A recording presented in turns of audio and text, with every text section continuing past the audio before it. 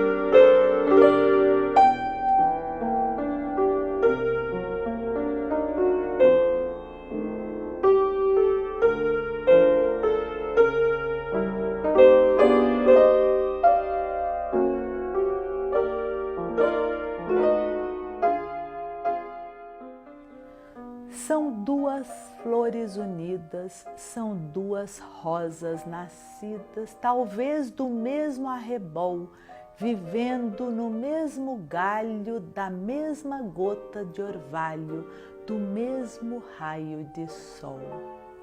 Unidas bem como as penas das duas asas pequenas de um passarinho do céu, como um casal de rolinhas, como a tribo de andorinhas da tarde no frouxo véu.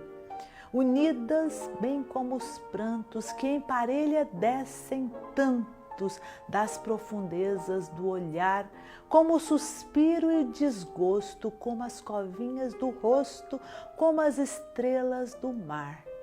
Unidas, ai quem pudera, numa eterna primavera, viver qual vive esta flor, juntar as rosas da vida na rama verde e florida, na verde rama do amor.